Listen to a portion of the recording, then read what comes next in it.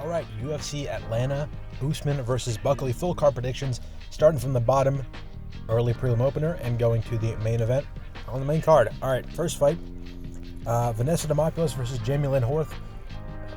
Vanessa Demopoulos is not very good at fighting. Jamey-Lyn Horth is at least fine. I know she's pretty old, but Demopoulos is older. And most of Demopoulos' wins, I think she has 2 wins in her last 5 fights. I think both of them were robberies. So I'm going to go with Jamey-Lyn Horth. She has some decent wins, I think. I think she beat, like, Veronica Hardy.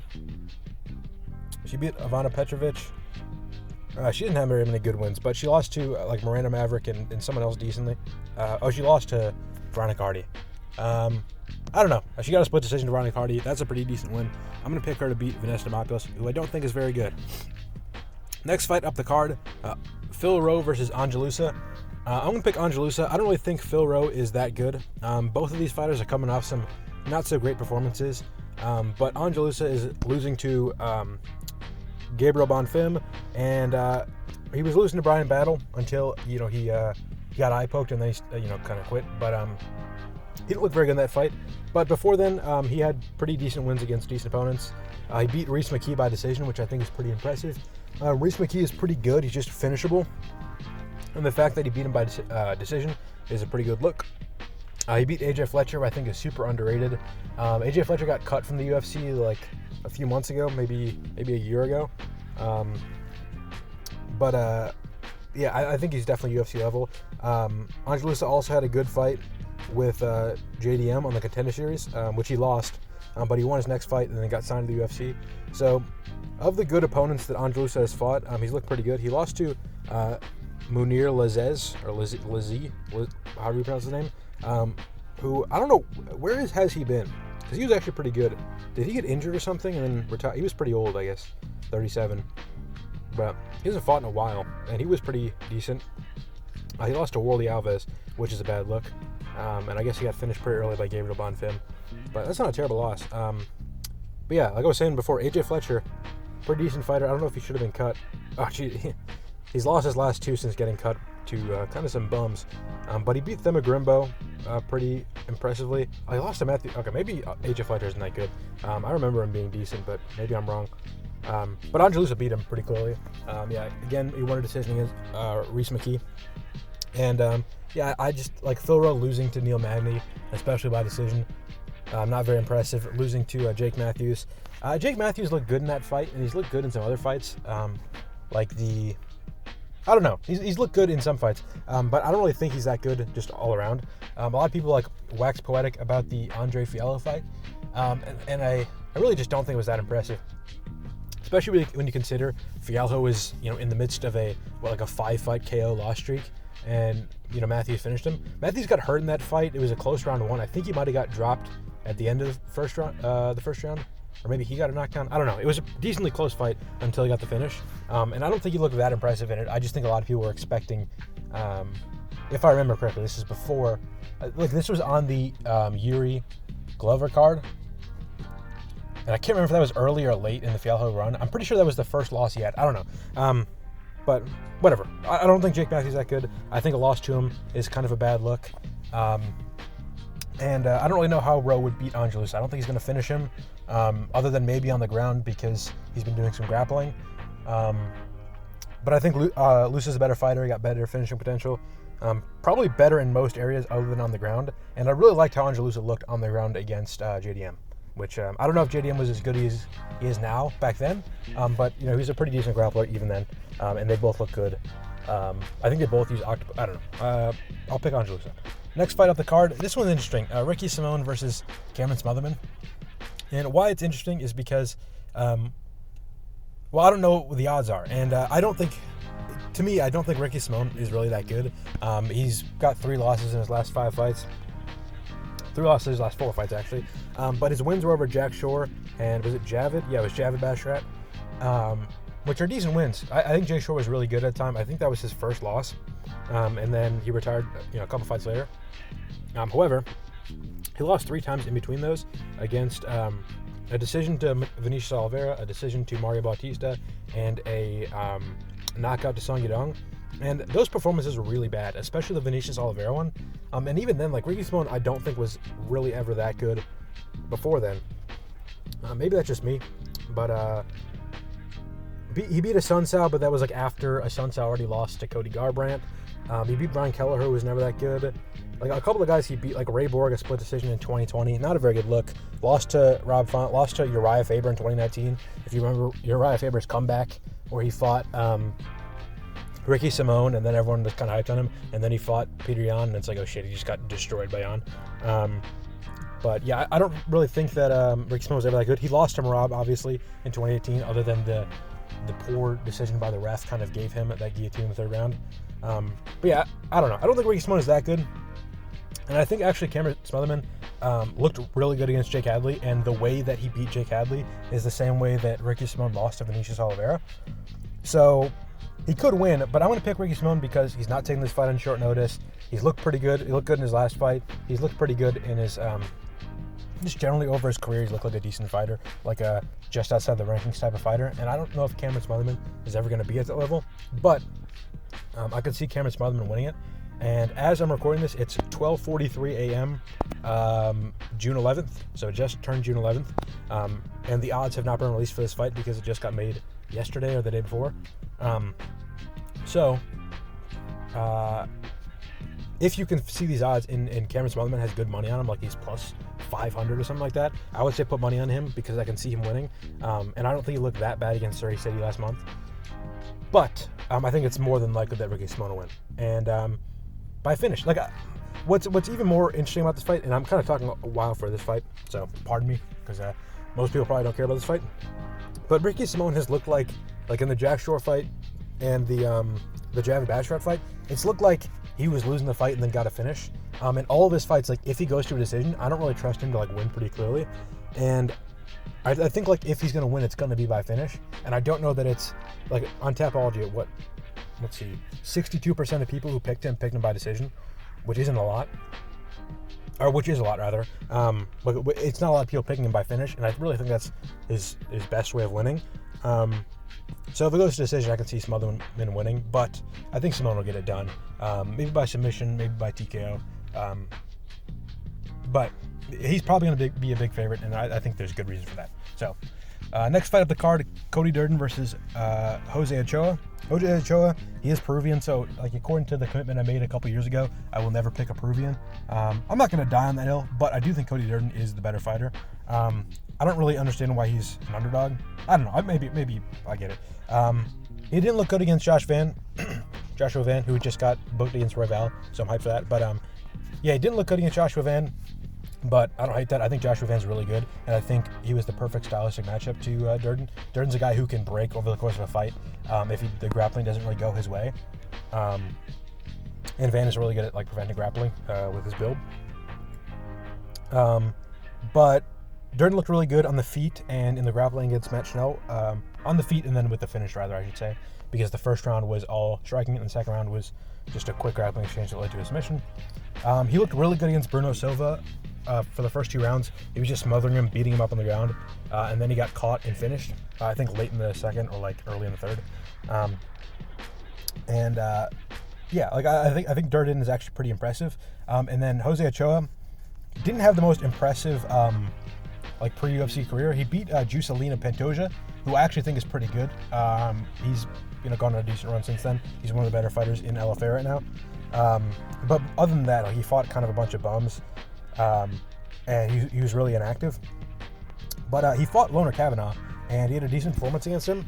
And if you asked me before Loner Kavanagh's last fight, what would that mean against Durden? I would be like, maybe this guy will beat Durden if he looked good against Loner Kavanagh. But I really don't think Loner Kavanagh has been that impressive, and not in his skill. I think he's really skilled. I just think that he's not like a Joshua Van where he's really skilled, and he's kind of undersized for the division, but his build kind of helps him like win fights, like prevent takedowns. He's just really small. And the way that Jose Ochoa kind of lost like very decisively to Loner Kavanagh, I wasn't super impressed with. And I don't really think that performance showed me that he's going to clearly outstrike Cody Durden, which is kind of what you need to do to be able to beat him, or you have to neutralize the grappling like crazy, and I haven't seen anything that's going to tell me he's going to do that. So I think Durden's just going to win this. either by or probably by being even in the striking and then being clearly better in the grappling, if I had to guess. I don't think Ochoa is going to pull out like a sick front choke or a knee up the middle to stop him, or maybe he'll finish him like Bruno Silva did, just catch him on the feet. But I think you're kind of betting on a fluke if you're picking him to do that. So I'm picking Durden. And actually, most people are, even though he's the underdog. So that's interesting. Next fight up the card: Wellmaker versus Kris Moutinho. Honestly, whoever booked this should be in jail. No, this is weird. This is a very late notice fight. It got made last week, but it's not like a replacement fight. Like, no one was booked to fight Wellmaker, and then they made this. They were trying to book Wellmaker for this fight for a while, which is kind of interesting. Like, I get, Atlanta's got a lot of black people and he's a black fighter, but it's a little weird. They're super hard on, and they made this fight on 12 days notice, even though there was no late replacement. But Kris Moutinho's back in the UFC. He's on a 5-fight run. But if you're looking at any of the guys he's fought, they're these New England, Fed canned bums. I'm not really impressed by any of his wins out of the UFC. He looked really bad in the UFC. He got styled on super hard by O'Malley. He got styled on kind of hard by Guido Canetti. Both fights, I think, were early stoppages, but both fights, he just walked onto punches the entire time. Didn't do anything impressive. And Wellmaker is really good at finishing guys who, at least in his last fight, finishing guys who are easy to hit. Cameron Simon doesn't have really good head movement, and he drops his hands a lot, and that got him caught and finished. And Moutinho kind of, I think he's a little more responsible with where his hands are, but I think his head movement and his footwork is a lot worse than Cameron Simon. So if Cameron Simon's going to get finished in the first round by Wellmaker, Malcolm, I think I called him Cameron Wellmaker, Malcolm Wellmaker, then I think Kris Moutinho probably is too. I know Moutinho's chin has never been cracked, but I really think it's going to be. He took a lot of damage against O'Malley. He took a lot of damage against Canetti, even though it was 2 combinations. So I think he'll eventually get chinned. I think this will be the fight because Wellmaker is knocking everyone out. So yeah, it's weird that they made this fight on short. They could have just put this fight on, 317, or put 317 only has 8 fights right now. Why not put the fight on there? That card's in 3 weeks and only has 8 fights on it. And you're putting this fight 12 days notice, and this card already had 12 fights. I don't know. It's kind of dumb. They also could have put him in Baku or someone. I don't know. This is a dumb fight to make, at least with the timing. So. Next fight up the card, Michael Chiesa versus Court McGee. I'm picking Michael Chiesa. I don't really got to explain myself. Court McGee is pretty bad at fighting. I made a tweet a month or 2 ago. It was on whenever Eric Anders fought Chris Weidman. I made a tweet saying, why does UFC keep putting on these who's last washed fights? And I stand by that. I feel like every other card, there's 2 guys who are veterans in the UFC that are clearly past their prime, and instead of giving them to up-and-coming prospects to get a good name on the record, or giving them to guys who haven't proved themselves in the rankings yet, they're putting them against each other, which tells us nothing. If Michael Chiesa beats Court McGee, I'm great, he beat Court McGee. Is he back? Or is he good now? But if Michael Chiesa beat some 170er on the come up, I would be holy shit, that's a good win. Or if Michael Chiesa lost to some 170 on the come up, I'm all right, that guy's got Michael Chiesa in his record. People know Michael Chiesa from his argument with Kevin Lee or his fight with Kevin Holland. It's they're wasting this name value for no reason. If he beats Court McGee, no one's gonna care, and if Court McGee beats him, no one's gonna care. It's really dumb. I don't really get what they're doing, but whatever. I'll pick Chiesa to win because Court McGee is really, really washed. Next fight up the card, Paul Craig versus Rodolfo Bellato. I talked about this fight a month ago when it was supposed to happen originally. When was that? Was that the Burns Morales card?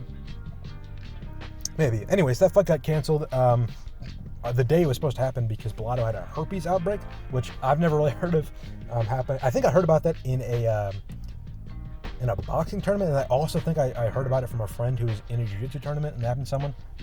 I don't know. It's a very strange way to pull out of a fight. But I'm going to pick Bellato to win. I picked him then. I'm picking him now. Paul Craig doesn't move his head. I know Bellato is kind of a low IQ, just athletic, powerful guy. But that's really all you need to be to knock out Paul Craig. Paul Craig kind of gets knocked out by anyone. It's just the Kyle Browler fight. When I watched it, I'm holy shit, how has Paul Craig not been knocked out against everyone he's fought? He doesn't move his head at all. He's kind of chinny, and he's defensively terrible, and his footwork is bad. I can see Bellato losing this, kind of like I said before. He was in bad positions against Jimmy Crute. Could have got finished at some points, but I think Paul Craig is way over that point. He's small for 205.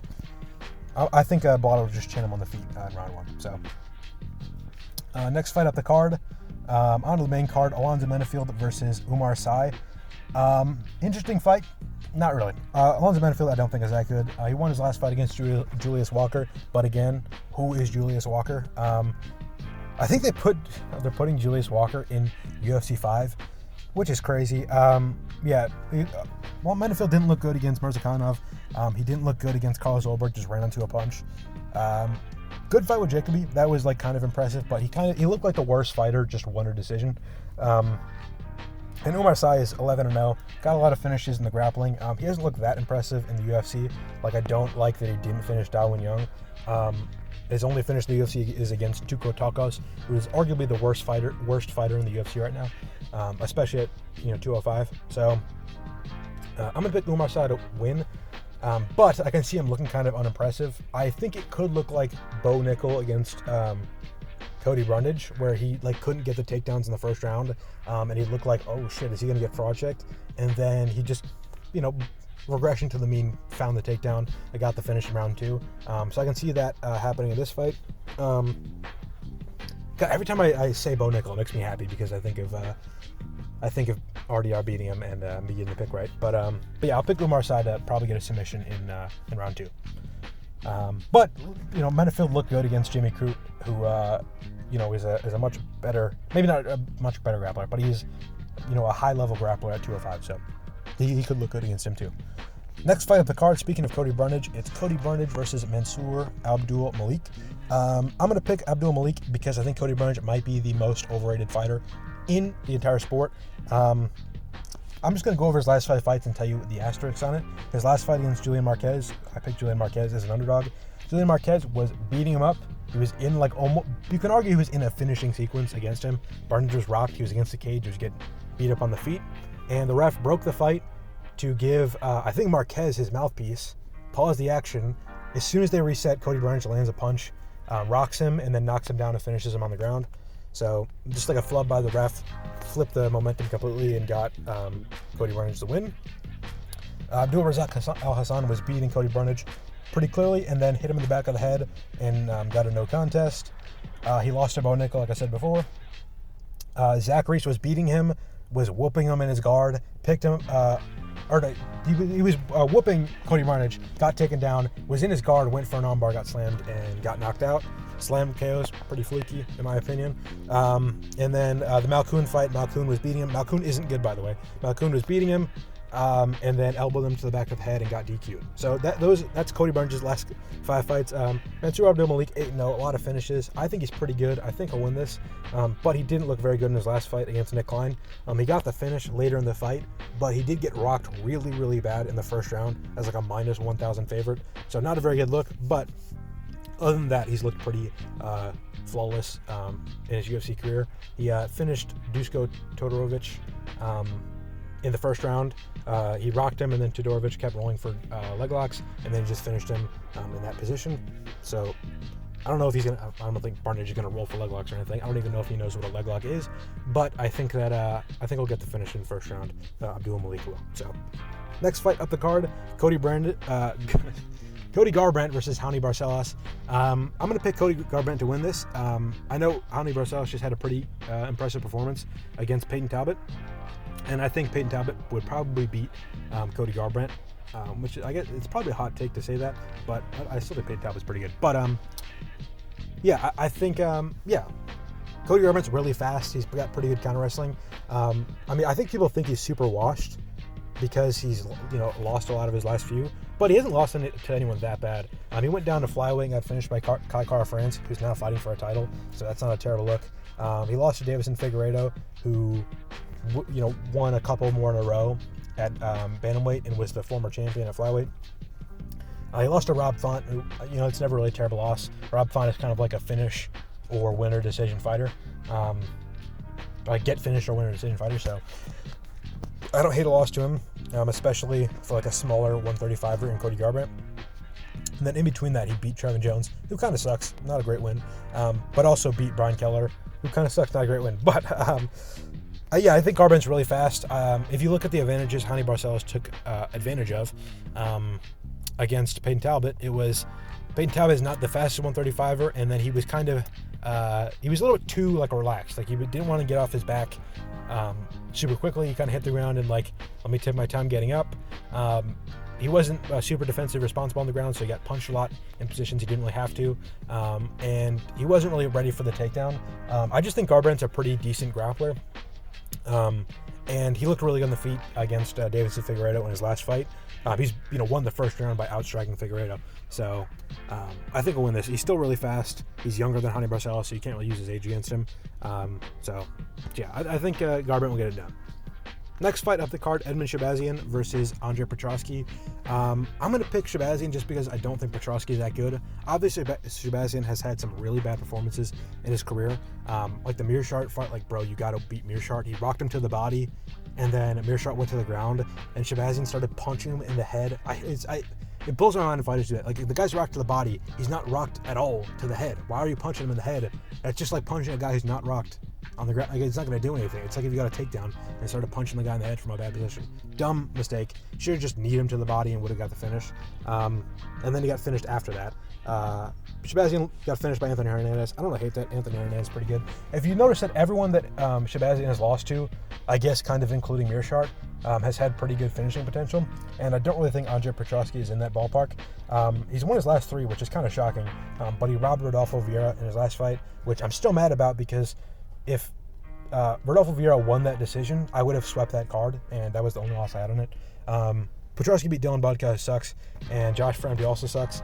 And before that, he got KO'd by Malkoun's hip. He was winning that fight, but again, I don't think Malkoun is that good. And then, what was his last fight before that?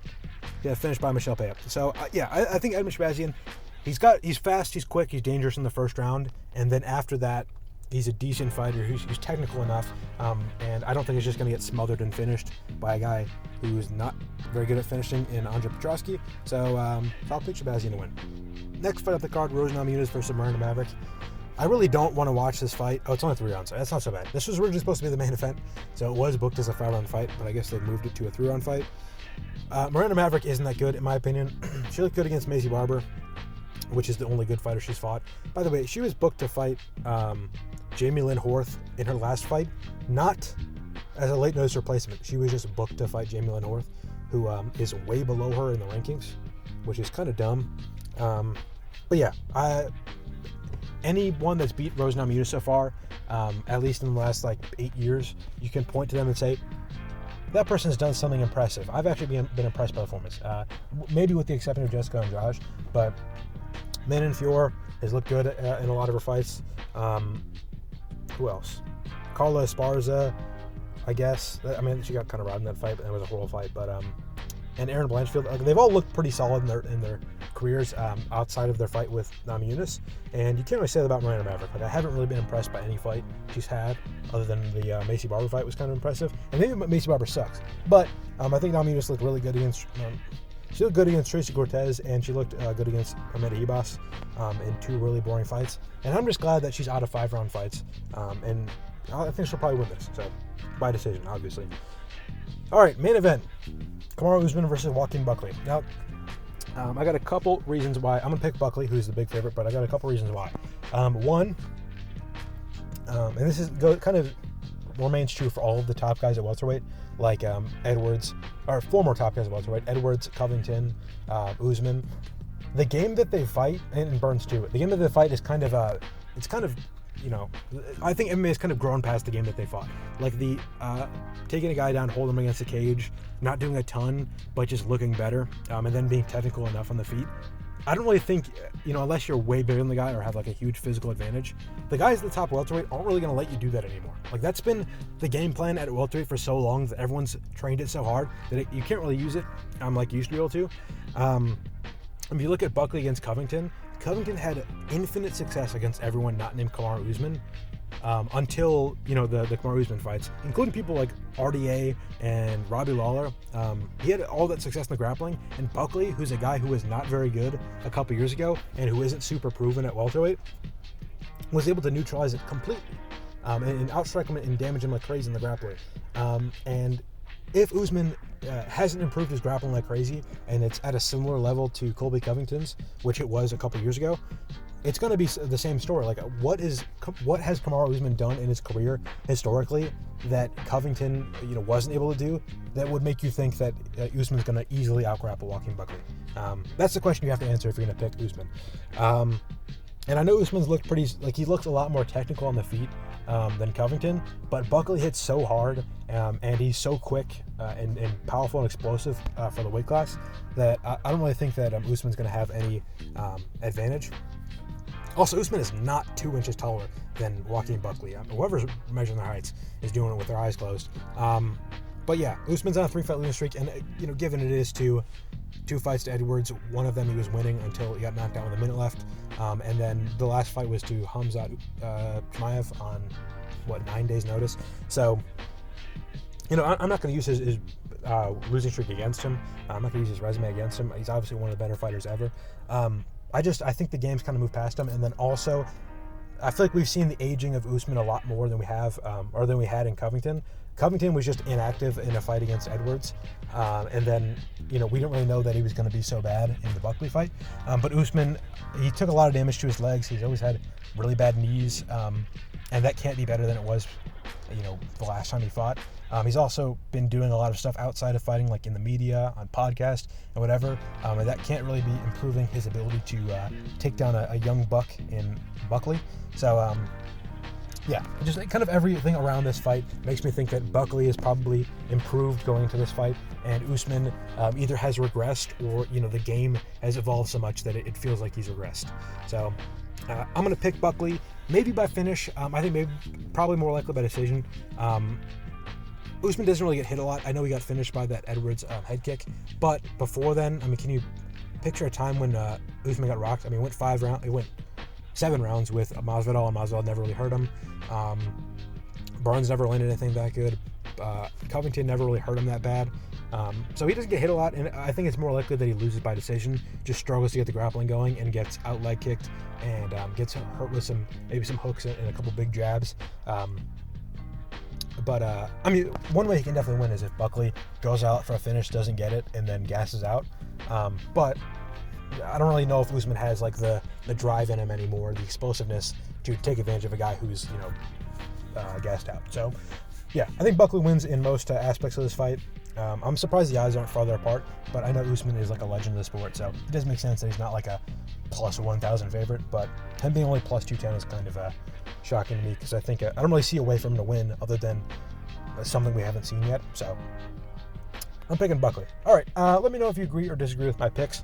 It is hot as fuck in my car, so I'm gonna turn the AC on. Pardon me if you hear that. Yeah, follow me on Twitter. Links in the description. Like the video, share the video, comment again if you agree or disagree. If you want to hear more about a pick, if you want to hear about a previous prediction from this year, I've got a playlist on my channel with every event so far. There's a Risen fight coming up this weekend. Just some news, I don't know, whatever.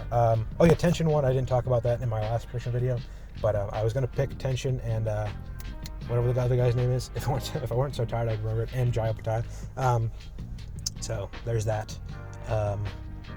We've got a couple good fights, good fight cards coming up in the next few weekends. So there's that. I don't know where I'm going with this. Again, let me know if you agree or disagree in the comments. That is all. Thank you for listening.